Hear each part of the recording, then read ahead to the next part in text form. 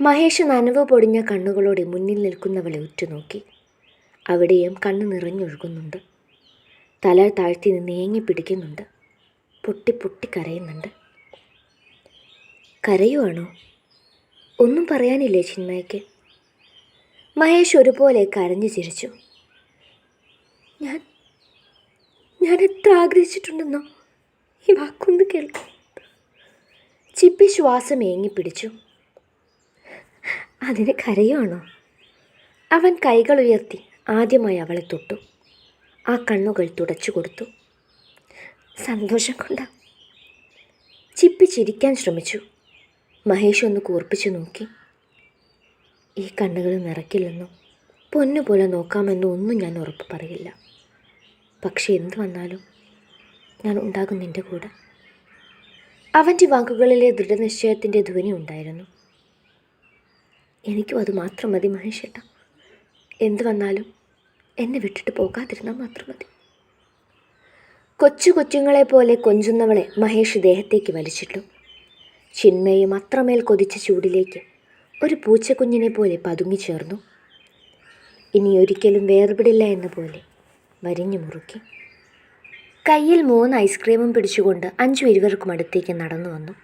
മറ്റെങ്ങോ നോക്കി നിൽക്കുവാണ് രണ്ടുപേരും. ഈ ലോകത്തൊന്നും അല്ല, മറ്റെങ്ങോ യാത്ര പോയിരിക്കുവാണ്. ആഹാ, കരച്ചില്ലാണോ? അഞ്ചു കളിയാക്കിക്കൊണ്ട് ചോദിച്ചു. മഹേഷും ചിപ്പിയും ഒരുപോലെ തിരിഞ്ഞു നോക്കി. എല്ലാം പറഞ്ഞു കഴിഞ്ഞോ രണ്ടാളും? ഇതിനിടയിൽ എൻ്റെ റോൾ എന്തായിരുന്നു എന്ന് പറഞ്ഞു കൊടുത്തോ മഹേഷേട്ടാ? ചുണ്ടിൽ നിന്നും വിട്ടുമാറാത്ത ചിരിയോടെ അഞ്ചു മഹേഷിനെ നോക്കി. അയ്യോ, അത് പറഞ്ഞില്ല. ചിന്മയ്ക്കറിയണ്ടേ തൻ്റെ അഞ്ചു ചേച്ചിയും ഞാനും തമ്മിൽ എങ്ങനെയാ പരിചയമെന്ന്? മഹേഷ് ചോദ്യഭാവത്തിൽ ആ പെണ്ണിനെ നോക്കി. വേണമെന്ന പോലെ അവളും തലയാട്ടിക്കാട്ടി. ഈ നിൽക്കുന്ന അഞ്ചു എൻ്റെ കസിനാ. പറഞ്ഞു വരുമ്പം ഒരനിയത്തി സ്ഥാനം. മഹേഷ് വിശദീകരിച്ചപ്പോൾ ചിന്മയ ആണോ എന്ന പോലെ അമ്പരപ്പോടെ നോക്കി.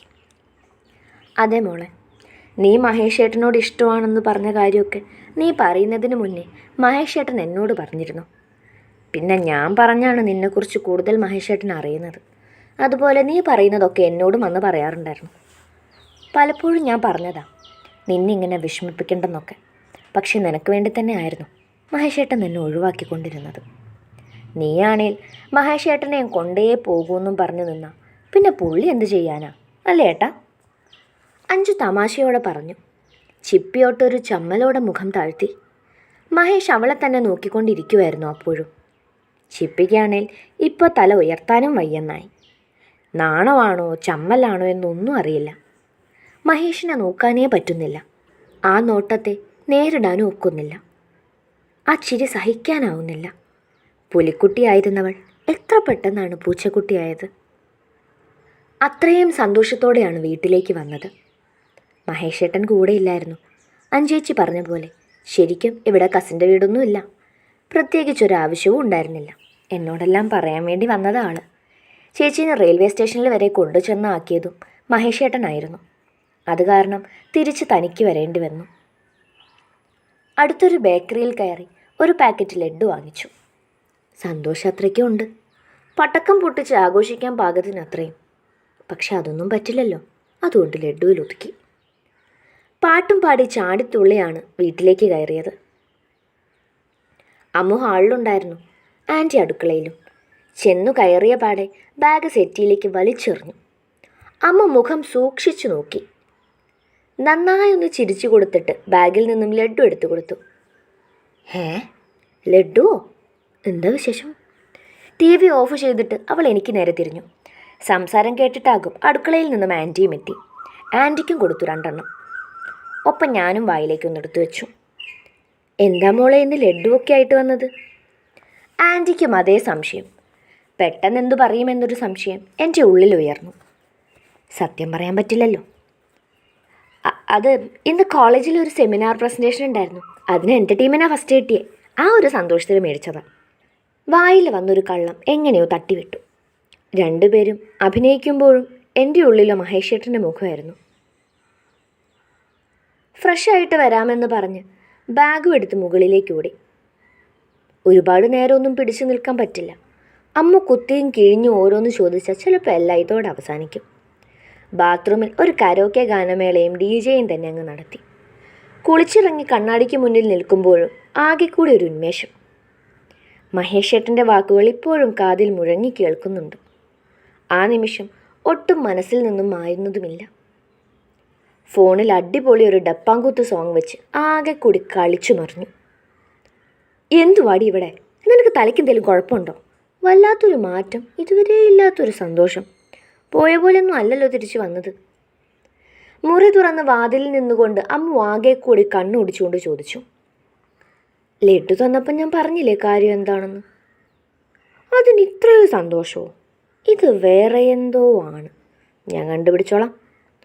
ഒന്നിരുത്തി പറഞ്ഞുകൊണ്ട് അമ്മ ബാൽക്കണിയിലേക്ക് ഇറങ്ങിയപ്പോൾ അമളി പറ്റിയതുപോലെ ഞാൻ സ്വയം ഒന്ന് തലയിൽ കിഴുക്കി. പിന്നൊരു കാത്തിരിപ്പായിരുന്നു മഹേഷേട്ടനെ കാത്ത്. ജനൽ കമ്പിയിലൂടെ തലയിട്ടും ബാൽക്കണിയിൽ പോയി നിന്നും ഒക്കെ നോക്കി. കാണാൻ എന്തോ ഉള്ളു തുടിക്കുന്നു. അതൊരു പുതുമയുള്ള കാര്യമല്ല, എന്നാലും ഇപ്പോഴെന്തോ കൂടുതലായി ആഗ്രഹിക്കുന്നു. എൻ്റെ അല്ലേ, എൻ്റെ മാത്രമായില്ലേ? അപ്പോൾ എനിക്ക് കാണണ്ടേ, കണ്ണ് നിറച്ച് കാണണ്ടേ? ഓരോന്നോർത്ത് ബാൽക്കണിയിലിരുന്നപ്പോഴാണ് ഗേറ്റ് കടന്ന് കാറ് വന്നത്. ഹൃദയം ഒറ്റ നിമിഷം കൊണ്ട് DJ കളിച്ചു. കാറ്റ് പോലെ താഴേക്ക് പാഞ്ഞു. ഉമ്മറത്തെത്തുമ്പോഴേക്കും അങ്കിൾ അകത്തേക്ക് പോയിരുന്നു. മഹേഷേട്ടൻ കാർ പോർച്ചിൽ വണ്ടി ഒതുക്കിയിടുന്നതേ ഉണ്ടായിരുന്നുള്ളൂ. ഞാനൊന്ന് ചിരിച്ചു ആ മുഖത്തേക്ക് നോക്കി. തിരികെ അതുപോലൊരു കുഞ്ഞു നോട്ടം തന്നിട്ട് മഹേഷേട്ടൻ തിരിഞ്ഞു നടന്നു. മഹേഷേ, ഇതാ മോനെ. ആൻറ്റി പുറകിൽ നിന്ന് മഹേഷേട്ടനെ വിളിച്ചു. ആള് തിരിഞ്ഞു നിന്നപ്പോൾ അടുത്തേക്ക് പോയൊരു ലഡ്ഡു കൊടുത്തു. ഞാൻ തികട്ടി വന്നൊരു ചിരി കടിച്ചു പിടിച്ചു. എന്താ വിശേഷമെന്ന ആൾ ചോദിക്കുന്നുണ്ടായിരുന്നു. ആൻറ്റി സെമിനാറിൻ്റെ കാര്യം പറഞ്ഞും കൊടുത്തു. അത് വിശ്വസിച്ചിട്ടോ അല്ലയോ മഹേഷേട്ടൻ എന്നെ ഒന്ന് നോക്കി കടന്നുപോയി. വിടർന്നിരുന്ന ചുണ്ട് താപ്പോട്ട് വളഞ്ഞു. ഈ മഹേഷേട്ടൻ എന്നെ ഒന്ന് മൈൻഡ് പോലും ചെയ്തില്ലല്ലോ, ഒറ്റയടിക്ക് എന്നെ മറന്നോ? മുറുമുറുത്തു കൊണ്ടാണ് ഉള്ളിലേക്ക് നടന്നത്. ഭാഗ്യത്തിന് അമ്മ മുറിയിലില്ലായിരുന്നു. ബാത്റൂമിൽ നിന്ന് വെള്ളം വീഴുന്ന ശബ്ദം കേട്ടപ്പോൾ ഒരു സമാധാനം തോന്നി. ഇനി അടുത്ത സമയത്തൊന്നും അതിൻ്റെ ഉള്ളിൽ നിന്ന് ഇറങ്ങില്ല എന്നൊരാശ്വാസം. വേണോ വേണ്ടയോ എന്നൊരു 100 ആവർത്തി ആലോചിച്ചിട്ടാണ് മഹേഷേട്ടൻ്റെ ഫോണിലേക്ക് വിളിച്ചത്. എത്ര പെട്ടെന്നാണ് ഞാൻ ആ പഴയ ചിപ്പിയായത്. വീണ്ടും ആക്രാന്തം കൂടിയ പോലെ. മഹേഷേട്ടൻ്റെ കാര്യത്തിൽ ഞാൻ അങ്ങനെയാണ്, അത്രയ്ക്കിഷ്ടമായിട്ടാണ്. ഒറ്റ റിങ്ങിൽ കോൾ എടുക്കുമെന്ന് പ്രതീക്ഷിച്ച് എന്നെ തെറ്റിച്ചുകൊണ്ട് 3ാമത്തെ തവണ ആൾ കോളെടുത്തു. ഹലോ. മഹേഷേട്ടൻ്റെ ഗാംഭീര്യം നിറഞ്ഞ ശബ്ദം. വയറിനുള്ളിൽ ഒരു 100 ചിത്രശലഭങ്ങൾ വട്ടമിട്ട് പറന്ന പോലൊരു ഫീൽ. തണുപ്പും ചൂടും കൂടി കൂട്ടിക്കലർന്നൊരു സുഖം. ഹലോ മഹേഷേട്ടാ, ഞാനാ. എന്താ കോൾ എടുക്കാതിരുന്നേ? ഒട്ടൊരു പരിഭവത്തോടെയാണ് ചോദിച്ചത്. ഞാൻ ഇപ്പിങ്ങ് വന്ന് കയറിയതല്ലടോ ഉള്ളൂ, എനിക്കൊന്ന് ഫ്രഷാകണ്ടേ? ഇതുവരെ ഇല്ലാത്തൊരു പ്രത്യേക ടോണിലാണ് മഹേഷേട്ടൻ ചോദിച്ചത്. ഞാൻ ശബ്ദം പതിപ്പിച്ച് ചിരിച്ചു. അതിനെന്താ, മഹേഷേട്ടൻ ഫ്രഷായിക്കോ, ഞാൻ വെറുതെ വിളിച്ചയാ. അല്ല ഇപ്പം എന്ത് ചെയ്യുക? അറിയാനൊരു കൗതുകം തോന്നിപ്പോയി. ഞാൻ എന്തേ ഇവിടെ ഇരുന്ന് തൻ്റെ ലഡ്ഡു കഴിക്കുക? അല്ല, ഇത് ശരിക്കും സെമിനാറിൽ വിജയിച്ചതുകൊണ്ട് വാങ്ങിയത് തന്നെയാണോ? അല്ല, സത്യം പറഞ്ഞാൽ മഹേഷേട്ടൻ ഇഷ്ടമാണെന്ന് പറഞ്ഞതിൻ്റെ സന്തോഷത്തിൽ വാങ്ങിയതാ. ഇവിടെ ഒരു നുണ പറഞ്ഞു. എനിക്ക് പടക്കം പൊട്ടിക്കാൻ ആദ്യം തോന്നിയത്. ആഹാ, ഒരുപാട് സന്തോഷം കാണിച്ച് ഇപ്പോഴേ എല്ലാവരെയും അറിയിക്കോ? നമുക്കൊന്ന് മനസ്സമാധാനത്തോടെ പ്രണയിക്കണ്ടേ കൊച്ചേ? അതുകൊണ്ട് ഓവറായിട്ട് എക്സ്പ്രസ് ചെയ്ത് കൂടുതൽ പ്രശ്നം ഉണ്ടാക്കരുത്. മഹേഷേട്ടൻ തമാശ പോലെ ഒന്ന് ചിരിച്ചു. ഞാനപ്പോഴും ആ വാക്കിൽ കുരുങ്ങിപ്പോയി. കാറ്റ് പോലും പുറത്തേക്ക് വന്നില്ല. പോയോ ആള്? ചിരിയോടെ വീണ്ടും ചോദിച്ചു. കേൾക്കുവാ മഹേഷേട്ടാ, പറഞ്ഞു. എന്തു പറയാൻ? ഞാൻ പോയി ഫ്രഷ് ആകട്ടെ. ചിന്മയ കട്ട് ചെയ്തോ? മഹേഷേട്ടൻ പിന്നെയും ചിരിക്കുന്നു. അതെൻ്റെ കാതിൽ പതിഞ്ഞു. കുറച്ചു നേരം കൂടി സംസാരിക്കാം മഹേഷേട്ടാ. ഇനിയും മിണ്ടാലോ കൊച്ചേ.